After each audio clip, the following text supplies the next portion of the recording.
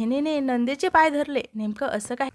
Hi hello नमस्कार प्रेक्षकांनो, स्वागत आहे तुम्हा सगळ्यांचं आजच्या आपल्या छानशा व्हिडिओमध्ये. तर प्रेक्षकांनो, घरोघरी मातीच्या चुली ही मालिका खूपच रंजक वळणावर आलेली आहे. या मालिकेमध्ये जे काही नवनवीन ट्विस्ट येतात ते पाहण्याची आपल्या सगळ्याच खूप उत्सुकता असते.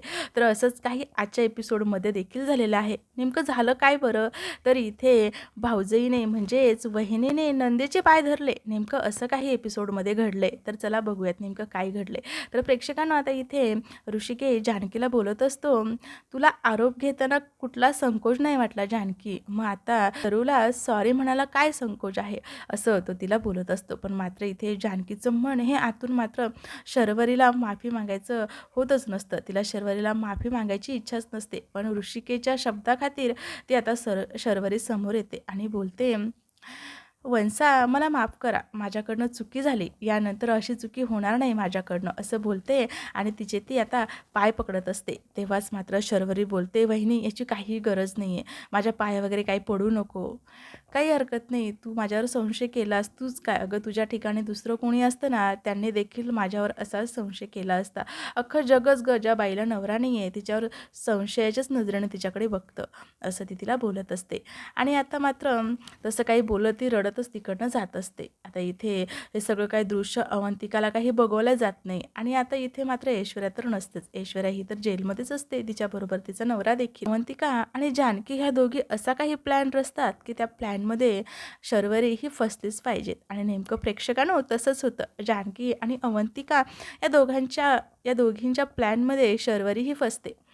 आता पुढे असं काही घडतं, अवंतिका आणि जानकी ह्या दोघी त्यांच्या रूममध्ये आलेल्या असतात. आता इथे शर्वरी आणि अवंतिका या दोघींच्या काय गप्पा चालतात हे ऐकण्यासाठी मात्र इथे शर्वरी देखील आलेली असते. आता इथे जानकी हे अवंतिकाला बोलत असते, अवंतिका, वंसाला मी खूप वर्षापासून ओळखते, त्या तशा नाही आहे, जसं मी लग्न करून या घरी आले ना तेव्हापासून मी त्यांना ओळखते, त्या अशा स्वभावाच्या नाही आहेत ग, त्या चांगल्या आहेत आणि त्या इतक्या खालच्या पातळीचा कधीच विचार करू शकत नाही.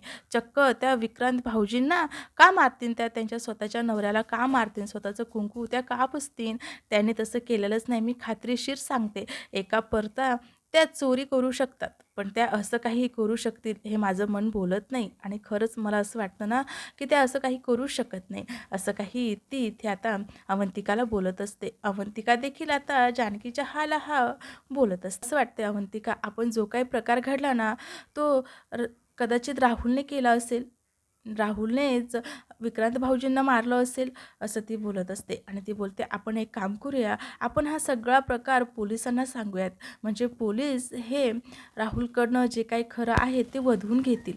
तेव्हा अवंतिका बोलते, हो वहिनी, आपण तसंच करूया, आपण पोलिसांना हे सगळं जे काही आहे ना ते सांगूयात. आणि ते बोलतात, हो चला आपण जाऊयात. आता यांचे सगळे बोलणे शर्वरीने ऐकले असतात. आता त्या दोघी बाहेर पडणार रूमच्या हे ऐकून शर्वरी मात्र तिकडनं धाव घेते, म्हणजेच ती आता तिकडनं जाते. आणि तेव्हा अवंतिका आणि जानकी शर्वरीला जाताना बघतात. ते गेल्याच्या नंतर आता ह्या दोघींची चर्चा होते. अवंतिका जानकीला बोलते, वहिनी आपला प्लॅन सक्सेस झाला, त्यांनी आपले सगळे बोलणे चोरून ऐकले. आणि तेव्हा जानकी बोलते, हो ना, आता त्यांनी सगळे बोलणे आपले ऐकले, आता त्या नक्कीच राहुलला भेटायला जाणार. आणि तेव्हाच अवंतिका बोलते, हो वहिनी चला आपण जाऊयात. तेव्हा जानकी बोलते, कुठे आहोत, असं काय करताय वहिनी, आत्ताच तर आपण प्लॅन केला ना, आता शर्वरीताई कुठे गेल्या आहेत, तर त्यांचा पाठलाग करायला नको, म्हणजे आपल्याला कळेल त्या नेमकं जात आहेत कुठे, काय करतायत. आणि असं काही या दोघींचे बोलणे चालतात.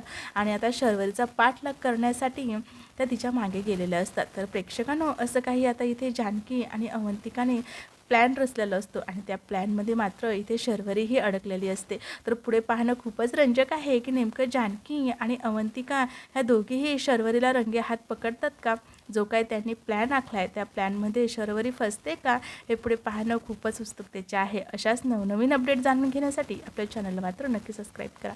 भेटूया छानशा पुढच्या एपिसोड.